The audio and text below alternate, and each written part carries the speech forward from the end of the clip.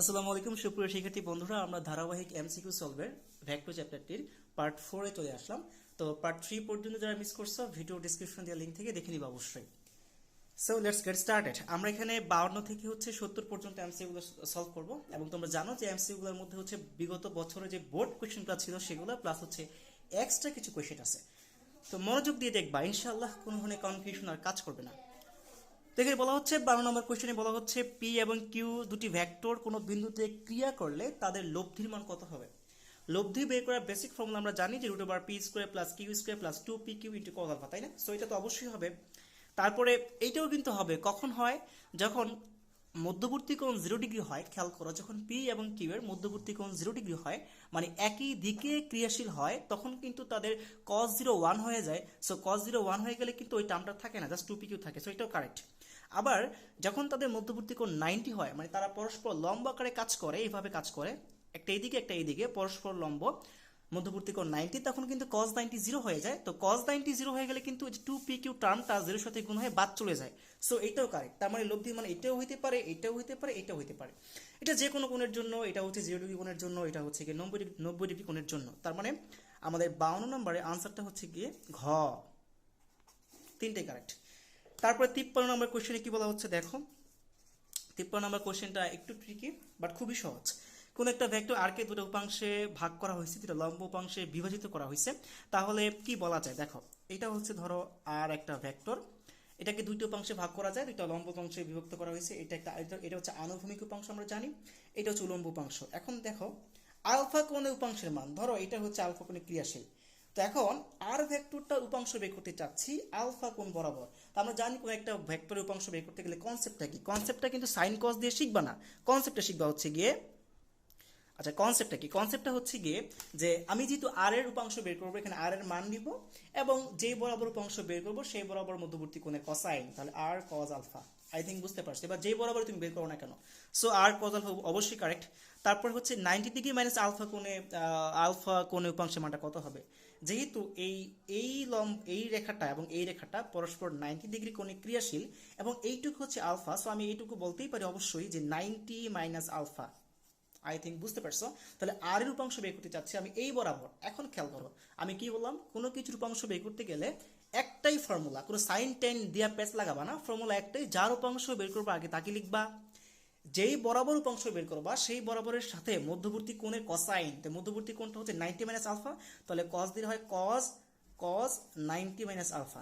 তো আমরা জানি যখন এই কজের ভিতরে বা সাইনের ভিতরে যখন বিজোড় সমকোণ থাকে, এখানে দেখো একটা 90 ডিগ্রি, একটা 90 কয়টা, একটা, তার মানে বিজোড় সংখ্যক সমকোণ, এই জন্য কজ হয়ে যাবে সাইন, তাহলে আর সাইন আলফা। সো এটাও আমাদের কারেক্ট। এরপরে বলা হচ্ছে বিটা কোণ উপাংশের মান। যদি আর কে কোনো একটা দিকে বিটা কোণে উপাংশ বের করতে চাই, ধরো এটা বিটা কোণে ক্রিয়াশীল এই রেখাটা, তখন কি হবে কনসেপ্টটা, আর উপাংশ বের করবো এই বরাবর, তাহলে আর লিখবো বিটা কোণ বরাবর, তাহলে কস বিটা। সাইন দিয়ে কিন্তু কনসেপ্টটা না, কনসেপ্টটা হচ্ছে কস দিয়ে, পরবর্তীতে যদি হিসাব করে সাইন আসে সেটা হচ্ছে পরের বিষয়। সো এটা কিন্তু সাইন দিয়ে হবে না, কস দিয়ে হবে। সো এটা হবে 53 ক, 1 ও 2 হবে কারেক্ট আনসার, 53 ক।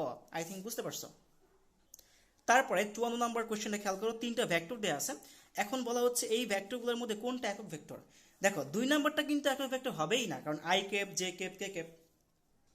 আমরা জানি একক ভেক্টর ব্যাপারটা হচ্ছে যেই ভেক্টরের মান একক তাকে বলা হয় একক ভেক্টর।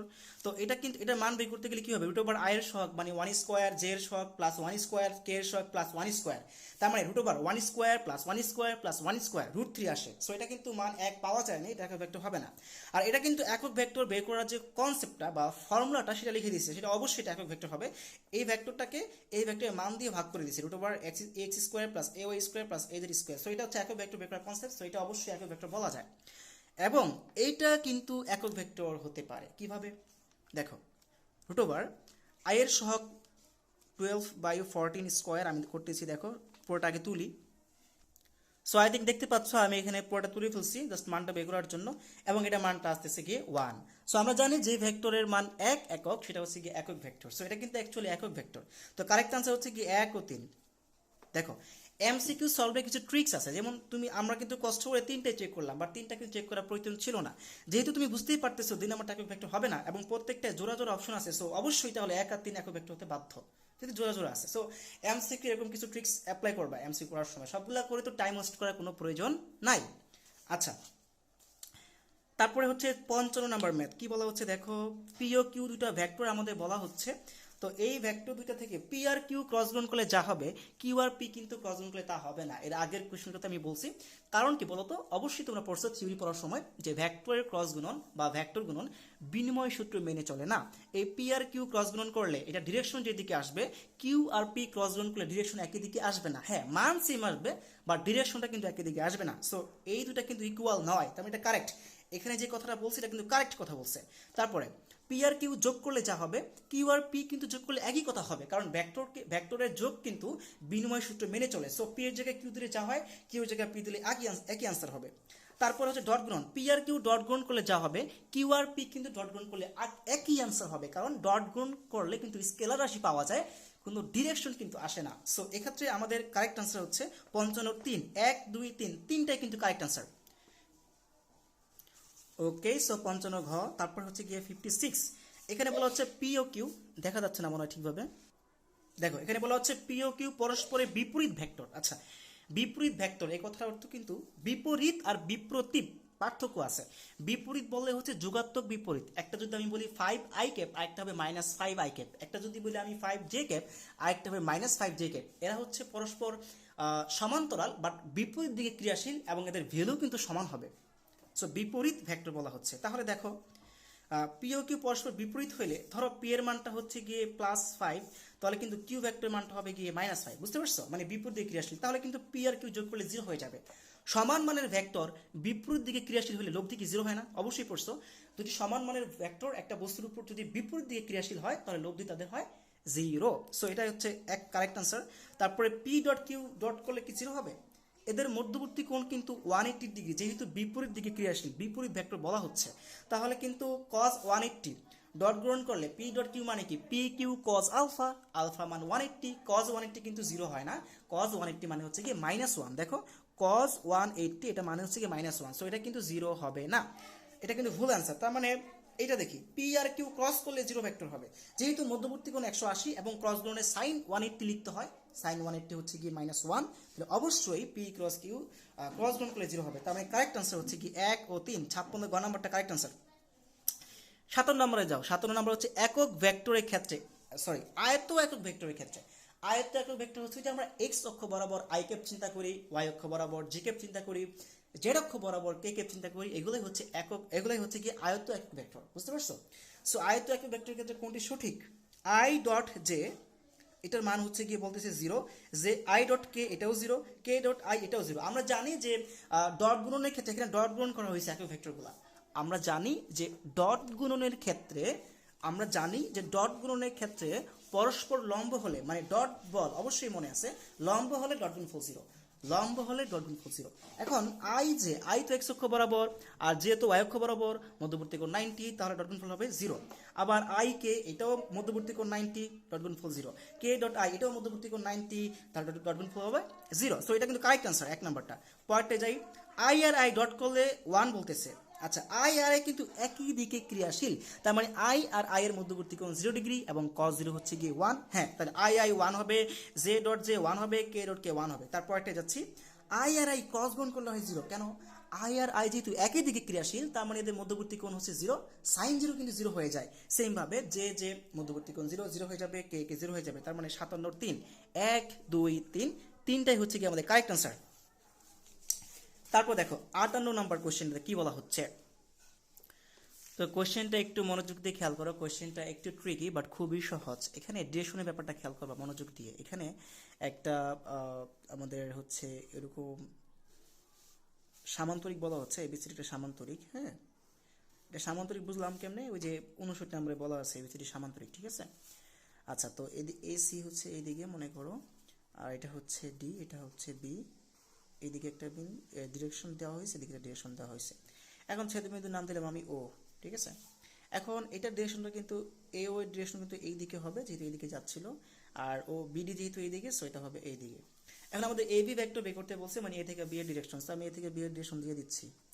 এখন দেখো ত্রিভুজ এ বি ও তে আমি কি বলতে পারি না যে সরাসরি আমরা সরাসরি আমরা হচ্ছে গিয়ে এ থেকে ওতে যেতে পারি, এ ও ভেক্টর ইকুয়ালস টু, আবার আমরা ফার্স্টে এ থেকে বিতে যাব, তারপর বি থেকে ওতে যেতে পারি, ভেক্টরের ত্রিভুজ বিধি আর কি। সো এ থেকে বি, তারপর হচ্ছে বি থেকে ও, এখান থেকে আমরা এ বির মানটা বাই করবো। So A B vector equals to হবে এ ও ভেক্টর মাইনাস হচ্ছে গিয়ে B O vector. I think বুঝতে পারছো।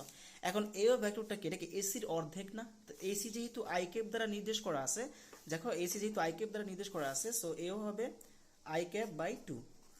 আবার দেখো এই বিও কিন্তু বিডির অর্ধেক, সো বিডি যেহেতু জে ক্যাপ দ্বারা নির্দেশ করা আছে, সো বিও হবে জে ক্যাপ বাই 2। সো তুমি হাফ কমন নিয়ে নাও, তাহলে I cap minus J cap, তার মানে এ বি ভেক্টরটা হবে I cap minus J cap divided by 2। দেখি আমাদের correct answer I cap minus J cap divided by 2। 58 3 নম্বর কারেক্ট আনসার, 58 গ হচ্ছে কারেক্ট আনসার। 59 নম্বরে যাও, এবিসিডি সামান্তরিকটা ক্ষেত্রফল বের করতে বলছে। আচ্ছা দেখো এবিসিডি সামান্তরিকটা দুইটা কর্ণ বরাবর দুইটা ভেক্টর নির্দেশ করা হয়েছে, তাহলে ক্ষেত্রফলটা কি হবে? আমি বলছিলাম যখন দুইটা কর্ণ বরাবর সামান্তরিকের দুইটা কর্ণ বরাবর যখন দুইটা ভেক্টর নির্দেশিত হবে, তখন সেই সামান্তরিকটা ক্ষেত্রফল হবে ওই যে ওই ভেক্টর দুইটা ক্রস গুণন করার পর যে ভ্যালুটা বের হবে তাকে হাফ করবা। যদি সন্নিহিত বাহু বরাবর নির্দেশিত হইতো, এই যে এই দুইটা বাহু এ বি আর এডি, সেক্ষেত্রে জাস্ট ক্রস গুণ করার পর মান বের করলে হয়ে যেত। বাট কর্ণ বরাবর সূচিত হইলে ক্রস গুণ করার পরে মান বের করতে হবে। তো আই কে পার জে কেপের মান কত? এটা অবশ্যই আই কে পার জে কেপের মান তো তোমরা জানো, তাও আমি দেখা দিচ্ছি। আই কেপের মান ইন্টু জে কেপের মান, আই আর জে এর মধ্যবর্তী কোণ হচ্ছে গিয়ে 90, তাই না? আই আর জে এর মধ্যবর্তী কোণ কত? 90। তাহলে সাইন 90, কারণ সামান্তরিকের কর্ণদ্বয় পরস্পরকে সমকোণে সমদ্বিখণ্ডিত করে, বুঝতে পারতেছো, এটা মধ্যবর্তী কোণ 90। আচ্ছা তাহলে ইনটু হচ্ছে গিয়ে যেহেতু মান বের করতেছি, মানের ক্ষেত্রে আবার ডিরেকশনের প্রয়োজন নেই, জাস্ট এইটুকু হবে। তো বাইরে হচ্ছে হাফ, তাহলে এটা তো আই কেপের মান 1, জে কেপের মান 1, সাইন 91 হাফ, তার মানে 1 কে অর্ধেক করতেছো, মানে 0.5 হচ্ছে আমাদের কারেক্ট আনসার। তাহলে 0.5 মানে হচ্ছে গিয়ে 59 ক হচ্ছে কারেক্ট আনসার, 59 ক। এইখানে এটাকে দিই নাই কেন? এই যে মোড সাইনের জন্য, মোড না থাকলে এটাকে থাকতো, মোড থাকা মানে জাস্ট মান নিয়ে কাজ করা। ওকে আচ্ছা, তারপরে আমাদের হচ্ছে 60 নাম্বার ম্যাথটাতে কি বলা হচ্ছে দেখি। আচ্ছা ওকে, দেখো এখানে বলা হচ্ছে যে কোয়েশ্চেন হচ্ছে এরকম যে পি ও কিউ ভেক্টর দ্বয় যে সমতলে অবস্থিত তার অভিলম্ব দিকে একক ভেক্টর। আচ্ছা যদি এরকম বলা হয় যে কোন একটা সমতলে অভিলম্ব বরাবর একক ভেক্টর বের করা, মানে সমতলের উপর লম্ব, এটা বললেই জাস্ট ক্রস গুণ করবা, কারণ ক্রস গুণের যে আউটপুটটা বের হয় সেটা অলওয়েজ তলের উপর লম্ব হয়। কি বললাম? ক্রস গুণনে যে আউটপুটটা বের হয়, যে ফলাফলটা বের হয়, সেটা ডিরেকশন অলওয়েজ তলের উপর লম্ব হয়। তাহলে পি আর কিউ দেওয়া আছে, just P R Q normally cross গুণ করে বের হয়ে যাবে। So P R Q cross গুণ করলাম, এখানে কিউ আর পি ক্রস গুণ করলে কিন্তু হইতো, ঠিক আছে। So P R Q cross গুণ করলাম এবং আমাদের ফলাফলটা হচ্ছে এরকম আসছে। ক্রস গুণের নিয়ম তোমরা জানো, সো আমি এখানে আর এগুলা নিয়ে আর বাড়তি কোনো কথাবার্তা বললাম না। So 8i k plus 4j k plus 4k কে, এটা অবশ্যই এ আর বি যে তলে আছে সেই তলে অবিলম্ব বরাবর হবে। সো 60 এর 3 নাম্বার হচ্ছে কারেক্ট আনসার, 60 গ, ঠিক আছে। 8i কে 4j কে 4k কে। তারপর 61 নাম্বার ম্যাথ দেখো কি বলা হচ্ছে, P O Q vector দ্বয়ের scalar গুণফলের মান। স্কেলার গুণ মানে ডট গুণন, সো পি আর কিউ তুমি ডট গুণ করবে, এটা আরো ইজি। তো দেখো আমরা পি এর মানটা আমরা লিখলাম, কিউ এর মানটা লিখলাম, জাস্ট নরমালি আমরা যে কনসেপ্ট শিখছি ডট গুণনের সেভাবে ডট গুণ করে ফেলছি। আর সাথে আই গুণ, জে এর সাথে জে, কে এর সাথে কে। সো আমাদের 10 পাওয়া যাচ্ছে, তার মানে কারেক্ট আনসার 61 এর ঘ কারেক্ট আনসার। না বুঝতে পারলে অবশ্যই বলবা। আচ্ছা তারপরে হচ্ছে 62 নাম্বার, 62 নাম্বার দেখো কি বলা হচ্ছে, এম ও এন। আচ্ছা এখানে বলা হচ্ছে এম ও এন ভেক্টর দ্বারা গঠিত তলের উপর লম্ব একক ভেক্টর। আচ্ছা ফার্স্টে বের করতে হবে এম ও এন যেই তলে আছে সেই তলে লম্ব বরাবর ভেক্টরটা। তো এম ও এন যেই তলে আছে সেই তলে লম্ব ভেক্টরটা হবে এম আর এন ক্রস গুণ করলে শেষ। কি হবে বলতো? এম আর এন ক্রস গুণ করলেই এটা পাওয়া যাবে এম আর এন যেই তলে আছে সেই তলে লম্ব ভেক্টরটা আসবে। এবার এই কি বলা হচ্ছে, সেই তলের উপর লম্ব একক ভেক্টর। এবার এই লম্ব ভেক্টরটার একক ভেক্টর বের করবা। কিভাবে করবা? এই লম্ব ভেক্টরটাকে এই ভেক্টরের মান দিয়ে ভাগ করবা, তাহলেই কাজ শেষ। শেষ। এবং এটা কিন্তু এন গুণ এম, এটা করলেও হইতো, তার মানে এটা করলো কারেক্ট, এটা করলো কারেক্ট, এই জন্য আমি একটা প্লাস মাইনাস দিই, ঠিক আছে। দুইটাই কারেক্ট, এটা ডিরেকশন একদিকে, এটা ডিরেকশন অপোজিট দিকে। সো একক ভেক্টর এটাও হবে, আবার এন ইন্টু এম এটাও হবে। সো আমাদের উত্তরে আসছে হচ্ছে কি এইটা, ক নাম্বারটা। সো এটা কারেক্ট আনসার, আই থিঙ্ক বুঝতে পারছো। তারপরে হচ্ছে আমাদের 63 নাম্বার ম্যাথ দেখো। তো দেখো আমাদের এই 63 নাম্বার ম্যাথটাতে কি বলা হচ্ছে, কোশ্চেনটা খুবই সহজ বাট একটু ট্রিকি। তো বস্তুর ওয়েট দেওয়া আছে 6 নিউটন। তো এই বস্তুটাকে হচ্ছে গিয়ে উলম্বের সাথে 60 ডিগ্রি কোণে এইদিকে টানা হচ্ছে 6 নিউটন বলে। তাহলে কিন্তু বস্তুটা একটু হালকা মনে হয় আমাদের, তাই না? মানে বস্তুটার ওজন কিছুটা কমে যাবে এরকম মনে হবে, যেহেতু এদিকে টানা হচ্ছে। ওকে, ঘর্ষণ বলটা যেহেতু রিডিউস হবে। সো বলা হচ্ছে 6 নিউটন ওজনের একটা বস্তুকে 6 নিউটন বল দ্বারা চিত্তবিন্দু টানা হচ্ছে, তাহলে বস্তুর আপত ওজন কত হবে? তো বস্তুর ওজন আমরা জানি খাড়া নিচের দিকে কাজ করে, তার মানে এই যে 6 নিউটন ওয়েট এটা কিন্তু খাড়া এর নিচের দিকে কাজ করতেছে, তাই না? এবং 6 নিউটন বলে যখন আমি এদিকে টানবো তখন কিন্তু এই বস্তুটা একটু উপরের দিকেও অগ্রসর হওয়ার চেষ্টা করবে এবং সামনের দিকেও অগ্রসর হবে, সামনের দিকেও যাওয়ার চেষ্টা করবে এবং উপরের দিকে কিছুটা বল অনুভব করবে। এর ফলে এই উপরের দিকে বলটার ফলে কিন্তু তার ওজনটা কিছুটা রিডিউস হয়ে যাবে। তাহলে নিচে কাজ করতেছে 6 নিউটন এবং উপর দিকে কাজ করে 6 cos 60, তাহলে ওজন হ্রাস পেয়ে কত হবে? 6 মাইনাস 6 cos 60। আচ্ছা, এটা কিভাবে আসলো? 6 নিউটন বলের উপাংশ বের করছে এই বরাবর। আমরা জানি কোন একটা বলের উপাংশ বের করার কনসেপ্ট কি, যার উপাংশ বের করবো 6 এর উপাংশ বের করবো, আগে 6 লিখছি কোন বরাবর? 60 ডিগ্রি বরাবর, তাহলে cos 60। আই থিঙ্ক বুঝতে পারছো। তাহলে আমাদের ভ্যালুটা যদি আমি ক্যালকুলেটরে ইনপুট দেই, মানটা আসছে গিয়ে 3, তার মানে আপাতত ওজন কমে গিয়ে হবে 3 নিউটন এবং কমবে কত পরিমাণ ওজন? 6 cos 60। আমাদের এই জন্য একটু হালকা মনে হবে। ওকে, আই থিঙ্ক বুঝতে পারছো। সো 63 খ নাম্বার কারেক্ট আনসার। ওকে, আমাদের পরের কোয়েশ্চেনটা 64-এ এখানে বলা হচ্ছে এরকম যে একটা লন রোলার ঠেলা বা টানার সময় হাতলে অনুভূমিকের সাথে 60 ডিগ্রি কোণে বল প্রয়োগ করা হচ্ছে। এটা টানা অপেক্ষাকৃত টানা হচ্ছে মানে সহজ, কারণ কি? কারণ এতে ওজন কমে যায়। দেখো ঠেলার ক্ষেত্রে হচ্ছে আমরা যে এইভাবে ঠেলি, কনসেপ্ট পড়ার সময় অবশ্যই তোমরা পড়ছিলে, এইভাবে ঠেলা মারা হলে এটা নিচের দিকে একটা বল অনুভব করে এবং সামনের দিকে কিছুটা অগ্রসর হয়। সো এই নিচের দিকে বল অনুভব করার কারণে, এক্সট্রা বলটা অনুভব করার কারণে ওর আপত ওজন বেড়ে যায়, ঠিক আছে? আর এই ক্ষেত্রে আমি টানতেছি হচ্ছে এই দিকে টানতেছি, টানলে এটা দুইটা উপাংশ, একটা এই দিকে একটা এই দিকে। এই উপাংশটা এটাকে সামনের দিকে এগিয়ে নিয়ে যায় এবং এই উপাংশটা যেহেতু ওজন নিচের দিকে কাজ করে, ওজনের ঠিক বিপরীত দিকে কাজ করতেছে, তাই এই উপাংশটা এর ওজনকে কিছুটা রিডিউস করে ফেলে। সো আপাত ওজন হ্রাস পায়। কতটুকু হ্রাস পায়? এই 19.6 উপাংশ এখানে কত কার্যকর আছে সেই পরিমাণ হ্রাস পাবে। সো যেহেতু এই কোণটা 30 এবং এটা পরস্পর হচ্ছে 90 ডিগ্রি কোণে ক্রিয়াশীল, সেটা হবে অবশ্যই 60, তাই না? তা আমি একটা কনসেপ্ট পড়াইছিলাম তোমাদের যে 19.6 উপাংশ বের করবো এই বরাবর, যার উপাংশ বের করবো তাকে লিখবো 19.6, কত ডিগ্রি অ্যাঙ্গেল বরাবর? 60 বরাবর, তাহলে 60 ডিগ্রি কোণে কসাইন। সো কোনো সাইন টেনে ঝামেলা যাবে না, কস দিয়ে করবা, কোনো ভুল হওয়ার চান্স থাকবে না। সো তাহলে এতটুকু ওজন পরিমাণ কিন্তু কমে যাবে, ডব্লিউ থেকে এতটুকু মাইনাস হবে। তাহলে কত হয় দেখো তো, 19.6 ইন্টু কস 60, এখানে পাওয়া যাচ্ছে হচ্ছে গিয়ে 9.8, তার মানে 9.8 নিউটন ওজন রিডিউস হবে, 9.8 নিউটন ওজন রিডিউস হবে। সো আচ্ছা, এখানে ভুলে হচ্ছে কেজি দিয়ে রাখছে, এটা হবে নিউটন, ঠিক আছে? সো এর ওজন কমবে হচ্ছে 9.8 নিউটন। তারপরে কোশ্চেন 65, এখানে বলা হচ্ছে দুটি বলের লব্ধির মান 40 নিউটন, বল দুটির মধ্যে ছোট বলের মান 30 নিউটন এবং বলা হচ্ছে এটি লব্ধি বলের লম্ব বরাবর ক্রিয়া করে, বড় বলটার মান কত? কোশ্চেনটা খুবই সিম্পল, বাট ওই যে বললাম বেসিকটা ধরার জন্য এভাবে করছে। হ্যাঁ, বেসিকটা খুব ভালো করে বুঝতে হবে, কোশ্চেনটাকে মনোযোগ দিয়ে পড়তে হবে। লব্ধির মান 40, তো আমি লব্ধি এখানে লিখলাম, দেখো লব্ধির মান হচ্ছে কি 40।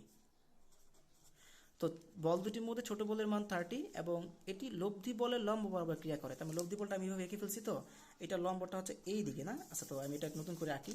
এটা ধরো লব্ধি বল, এটা হচ্ছে গিয়ে 40, আর ছোট বলটা হচ্ছে এই যে এটা হচ্ছে গিয়ে ছোট বল। তো এটা কত? এটা হচ্ছে গিয়ে 30। এখন আমাদের বের করতে বলছে এটি লব্ধি বলের লম্ব বরাবর ক্রিয়া করছে। দেখো এই যে এই ছোট বলটা কিন্তু লব্ধি বলের সাথে 90 ডিগ্রি অ্যাঙ্গেলে কাজ করতেছে, তাই না? বড় বলটা মান কত? তাহলে বড় বলটা অবশ্যই এই দিক বরাবর হবে, কারণ যেহেতু লব্ধিটা এখানে, লব্ধি অবশ্যই মাঝখানে থাকে দুইটা বলের, তাই না? তা আমাদের এই বলটা বের করতে বলছে। এটা তোমাদের কোনো সূত্রে টুতে যাওয়া লাগে না, খুবই ইজিলি করে ফেলা যায় ভেক্টরের শিফটিং অপারেটর দিয়ে, শিফটিং কনসেপ্ট দিয়ে। কিভাবে দেখো, সেটা হচ্ছে এই ভেক্টরটাকে শিফট করে এখানে নিয়ে আসা যায়। চিন্তা করা যায় এভাবে, অবশ্যই চিন্তা করা যায়। তাহলে এটা সমকোণী ত্রিভুজ হয়ে গেল না? একটা মানে সামান্তরিক আঁকলে, হ্যাঁ। সো এটা যেহেতু এটার মান যায়, এটার মান তো তাই বুঝাবে। সো এটা 40, এটা 30, তাহলে পিথাগোরাসের উপপাদ্যে অতিভুজটা বের করে ফেলা, কিছু করতে হবে না, একেবারে easy. So √40 square plus 30 square, যা হবে এটা আনসার। সো আমাদের এটা আনসার হচ্ছে গিয়ে 50 নিউটন। কেউ যদি অন্য কোনো ওয়েতে করতে চাও করতে পারো, সমস্যা নেই, আমি জাস্ট একটু সহজে বুঝাইছি যেহেতু এমসিকিউ।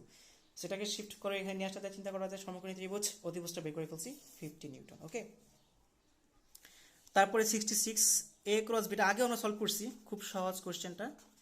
এই জায়গায় মাইনাস বি বসায় দাও। আচ্ছা, বি আর মাইনাস বি এর মধ্যবর্তী কোণ কত? 180, তো সাইন 180 তো 0 হয়ে যায়, ক্রস গুণের সাইন চলে আসে, সো 0। 66 গ নাম্বার কারেক্ট অ্যান্সার। 67-এ যাও, দুইটা ভেক্টর দেওয়া আছে এ প্লাস বি এবং এ মাইনাস বি বের করতে বলছে। ও আচ্ছা, এ প্লাস বি ও এ মাইনাস বি এর মধ্যবর্তী কোণ একটু পেঁচাই দিছে। হ্যাঁ, দেখ এখানে ফার্স্টে আমাদের এ ভেক্টর প্লাস বি ভেক্টর বের করতে হবে, যোগ করতে হবে। জাস্ট আমি নর্মাল যোগ করছি, আই আর 3i যোগ করছি, 4i, এভাবে জাস্ট এ আর বি যোগ করছি। আই এর সাথে আই, জে এর সাথে জে, কে এর সাথে কে যোগ হবে। তারপর এ থেকে বি বিয়োগ করছি, এ থেকে বি বাদ দাও, আই কেপ থেকে 3i কেপ বাদ দিলে -2i কেপ। তারপরে এভাবে জাস্ট আই থেকে আই বাদ দিছি, জে থেকে জে, কে থেকে কে, তাহলে a vector plus B vector পাইছি, a vector minus B vector পাইছি। এখন কোয়েশ্চেনটা চাইছে হচ্ছে এরকম যে ধরো এইদিকে আমাদের এ ভেক্টর প্লাস বি ভেক্টর ক্রিয়াশীল, এইদিকে হচ্ছে a vector minus B vector ক্রিয়াশীল, তাহলে মধ্যবর্তী কোণ যে থিটা, এটা বের করতে বলা হচ্ছে। সো সহজ কথা, দুটো ভেক্টর মধ্যবর্তী কোণ বের করতে গেলে কি করবা, ডট গুণন করবা। কি করবা, ডট গুণন করবা। তাহলে লিখো A vector plus B vector, এটা একটা ভেক্টর, এবং এ ভেক্টর মাইনাস বি এটা আরেকটা ভেক্টর। এখানে হবে এই ভেক্টরটার মান, ঠিক আছে, অবশ্যই তোমরা জানো আশা করি এই ভেক্টরটার মান, তারপরে পরের ভেক্টরটার মান, আচ্ছা, ইন্টারদের মধ্যবর্তী কোণের কোসাইন cos থিটা। ওকে দেখো, তো আমরা কনসেপ্টটা লিখছি যে a vector plus B vector dot, এখানে হচ্ছে আমাদের সেই ডট গুণনের concept, a vector plus b into হচ্ছে a vector minus B vector, মানে এই দুটো ভেক্টরের ডট গুণন থেকে আমরা হচ্ছে মধ্যবর্তী কোণটা বের করবো। তাহলে এ ভেক্টর প্লাস বি ভেক্টরের মান ইন্টু হচ্ছে এ ভেক্টর মাইনাস বি ভেক্টরের মান ইন্টু cos থিটা, তাই না? সো এখানে A vector plus B vector বসাই দিছি, এটা বসাই দিছি, এবং এ প্লাস বি ভেক্টরের মান এটা এখান থেকে করছি। দেখো এই যে এ প্লাস বি ভেক্টর হচ্ছে কি, এই যে এটা √4 square plus 1 square plus -1 square, এটাকে করলে হচ্ছে 3√2 পাওয়া যাচ্ছে। আবার এ ভেক্টর মাইনাস বি ভেক্টরের মান, A vector minus B vector তো আমরা আগে পাইছি যে এটাকে তুমি করো √2 square plus 3 square plus -5 square, তাহলে পাচ্ছি আমরা এই মানটা। ওকে, আচ্ছা, তারপরে cos থিটা, এখানে ডট গুণ করছি নরমাল কনসেপ্ট অনুসারে। তো এখানে দেখো 0 হয়ে যাচ্ছে, আই কেপের সাথে আই কেপ গুণ হয়, জে এর সাথে জে, কে এর সাথে কে, 0 হয়ে যাচ্ছে। তো এখানে যে টার্মটাই থাক, 0 কে যেহেতু এটা দিয়ে ভাগ করবা, সো 0 হয়ে যাচ্ছে। আলটিমেটলি cos থিটার মান 0 হয়ে যাচ্ছে। cos কত ডিগ্রি মান 0 আমরা জানি, cos 90 মান 0, তার মানে থিটা মানটা হচ্ছে গিয়ে π/2 বা 90 ডিগ্রি। তার মানে অ্যাকচুয়ালি এরা দুইজন লম্বভাবে ক্রিয়াশীল হবে। সো π/2 আনসার, 67 এর গ নম্বর হচ্ছে কারেক্ট আনসার। ওকে, এরপর আমাদের 68 নাম্বার ম্যাথ দেখো কি বলা হচ্ছে, একই টাইপের ম্যাথ আমরা হচ্ছে 64-এ কি করে আসছি, লনলার টানা ও ঠেলার জন্য অনুভূমিকের সাথে 30 ডিগ্রি কোণে 20 নিউটন বল প্রয়োগ করা হচ্ছে। টানার সময় ঠেলা অপেক্ষা ওজন কম হবে, এটা কি বোঝাবে? এটা কোয়েশ্চেনটা একটু কথাটা গুছিয়ে লিখতে পারে নাই। টানার সময় ঠেলা অপেক্ষা কম হবে, মানে আমাদের কম কি হয়, মানে আমাদের সহজ মনে হবে কতটুকু, এটা আর কি, অপেক্ষাকৃত সহজ হবে, কারণ ওজন তখন কমে যায়। কতটুকু কমে যাবে? টানার সময় না ঠেলার সময় কমবে? টানার সময় কমবে, তাই না? কতটুকু কমবে? এই যে 20 উপাংশ হচ্ছে এই বরাবর, এটা যেহেতু 30 আনুভূমিকের সাথে, সো এটা হচ্ছে কি 60, তাহলে 20 cos 60। সো এটা তোমরাই পারবা আশা করি। এটা বের করলে কত আসে তোমরা বলে দাও তো। হ্যাঁ, এক্স্যাক্টলি এটা মানটা হচ্ছে 10 নিউটন আসে, 10 নিউটন। তার মানে কারেক্ট আনসার 68 এর খ, ঠিক আছে। 69-এ যাও, কি বলা হচ্ছে দেখো, এখানে বলা হচ্ছে একটা ডট গুণন দিয়ে দিয়েছে জে কেবের সাথে এগুলো। আচ্ছা, জে এর সাথে আই ডট গুণন 0 হয়ে যাবে, জে এর সাথে জে হচ্ছে 1 হয়, তাহলে জে এর সহগ 1 আর -3 হয়, রাইট। 69 নাম্বার ম্যাথ, মনোযোগ দিয়ে দেখো, জে এর সাথে কে 0 হবে, জে এর সাথে আই 0 হবে, বাট জে এর সাথে জে জাস্ট ডট গুণ করলে 1 হয়, তাহলে মাইনাস, এখানে 1, এখানে -3 হচ্ছে, তার মানে কারেক্ট আনসার 69-এর ঘ। আই থিঙ্ক বুঝতে পারছো। ওকে, আমাদের সর্বশেষ ম্যাথ পার্ট 4-এর কি বলা হচ্ছে দেখো, দুটি দিকরাশির প্রত্যেকটি মান 10, এদের লব্ধির মান 10√2 হলে তাদের মধ্যবর্তী কোণ কত? প্রত্যেকটি মান 10, তার মানে এটাও 10, এটাও 10, মধ্যবর্তী কোণ ধরলাম আলফা। এখন লব্ধি হচ্ছে যে মাঝ বরাবর দিকে গেছে 10√2, আলফাটা বের করতে বলছে। তো আমরা তো লব্ধি বের করার ফর্মুলা জানি, লব্ধি equals √p² plus q² plus 2pq cos alpha. সবগুলো মান বসাই দিলাম, তো এখান থেকে ক্যালকুলেশন করলে আলফা cos আলফা ইকুয়াল 0 আসে। তো cos কত ডিগ্রি মান 0? আমরা জানি cos 90 মান 0। এখন মনের মধ্যে কোশ্চেন আসে, ভাইয়া ভাইয়া ভাইয়া, এই কোশ্চেনটা যদি এমসিকিউতে আসে, আমি কি এইভাবে করব? আমার কি অনেক টাইম নষ্ট হয়ে যাবে না? হ্যাঁ, অবশ্যই নষ্ট হয়ে যাবে। তাহলে আমরা কিভাবে করতে পারি? দেখো, একটা কেস মনে রাখবা, সেটা হচ্ছে যখন দুটি বল সমান হয়, যখন সমান হয়, তখন তার লব্ধি কনসেপ্ট এরকম হয় যে p² plus 2pp cos alpha. Just কি ওই জায়গায় আমি p বসাই দিছি, পরে লাস্টে এরকম এটাকে মডিফাই করলে, ক্যালকুলেশন করলে, ত্রিকোণমিতিক ফর্মুলা অ্যাপ্লাই করলে এমন আসে। দেখো, লব্ধির মানটা সেরকম 2p cos আলফা/2। কি আসছে বলো তো? 2p cos আলফা/2। তুমি এইভাবে মুখস্থ রাখবা, যখন দুটি বল সমান তখন লব্ধি মান হবে বলের দ্বিগুণ এবং cos আলফা/2, বলের দ্বিগুণ cos আলফা/2, মানে মধ্যবর্তী কোণ অর্ধেক। এবার দেখো, আমি এই কনসেপ্ট অ্যাপ্লাই করে তোমাকে সহজে করে দিচ্ছি। তাহলে লব্ধি হচ্ছে 2p cos আলফা/2, এবং এই মানটাই দিয়ে রাখছে 10√2, এবং p এর জায়গায় মানটা হবে 10, সো আমি p এর জায়গায় রাখলাম 10, 2 × 10, তাহলে এখানে হয় 20 cos আলফা/2 ইকুয়াল 10√2। তাহলে কত আসছে তুমি বলো। পরে এটা ক্যালকুলেশন করলে দেখবা এখানে কজ আলফা বাই 2 আসতেছে, আর এখানে আসে এরকম যে এখানে আসবে হচ্ছে গিয়ে তোমার 1/√2। হ্যাঁ, তো কজ কত ডিগ্রি মান 1/√2? অবশ্যই জানো যে কজ 45 এর মান 1/√2, তাহলে আলফা বাই 2 সমান 45, দ্যাট মিনস আলফার মান 45 ইন্টু 2, 90 ডিগ্রি। আই থিঙ্ক বুঝতে পারছো। সো আমাদের পরবর্তীতে আসতেছে next part. Till then good bye. আর হ্যাঁ, যদি কোনো কোয়েশ্চেন থাকে বা কোনো প্রবলেমস থাকে অবশ্যই কমেন্ট সেকশনে আমাকে জানাই দিবা।